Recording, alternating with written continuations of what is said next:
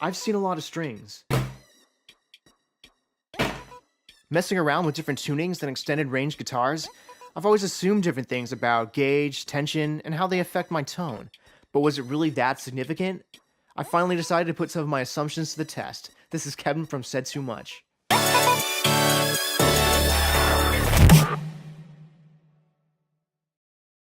I've always assumed when you use a thinner string, you'll get a brighter tone. This seems pretty obvious when you compare the same notes played on two different strings of the guitar. Scientifically, I assume a thinner string can bend into more compact waves that a thicker string would resist. More compact waves translates to higher overtones and brightness. So when I started to experiment with drop A, I bought a Warmoth baritone conversion neck for my bullet strat, thinking I'd get a brighter tone. For those of you that don't know, these baritone conversion necks extend a Strat-style guitar scale length from 25.5 inches to 28 5/8 inches. Gauge, tension, and scale length are all connected. If one of them changes, one or both of the others have to change to keep the same tuning. So to keep the tension I like, and lower the string gauge for more brightness, I figured I needed a longer scale length. But how much more brightness did the thinner gauge really give me, if any? So to test what it would be like if I stuck with the original neck and some thicker strings, I bought another bullet strat. Both guitars have tremolos with basswood bodies and ceramic humbucker pickups. The only real difference is that the Warmoth neck is technically a roasted maple with an ebony fretboard, as opposed to the regular maple and rosewood fretboard. Short of buying a whole new baritone neck though, I think this will be a reasonably controlled experiment. Now with both guitars at roughly the same tension, here's how the thinner gauge alone affected my tone.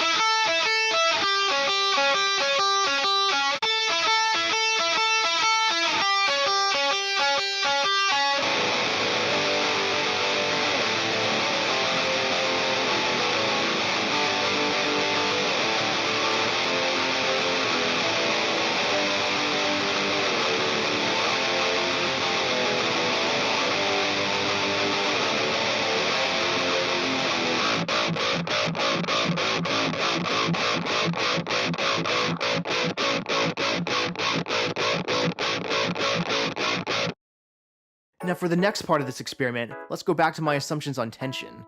I've always equated low tension with low skill. I mean, how could regular tension be around 14 to 20 on electric guitar and go all the way up to 25-30 for acoustic? I figured louder strings and strong fingers make for a better tone. I also thought looser strings were just tonally unusable, often going sharp in the pick attack.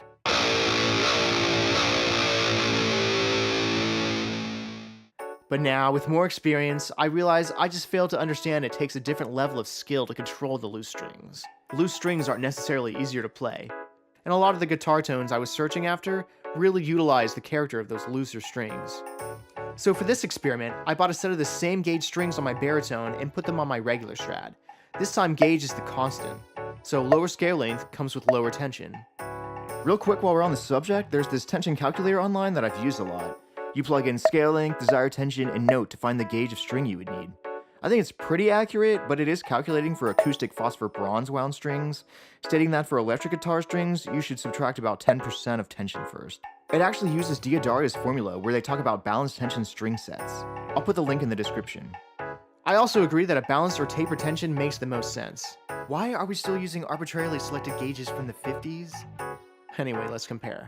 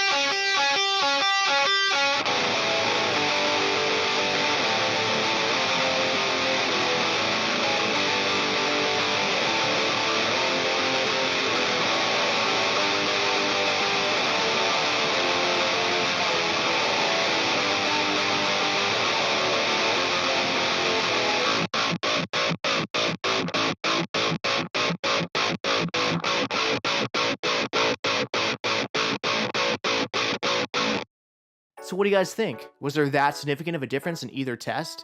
Was the baritone neck worth it? Do I still just suck at low tension strings? Let me know in the comments, and stay tuned, because in the future, we're going to be talking a lot more about strings. But for now, enough said.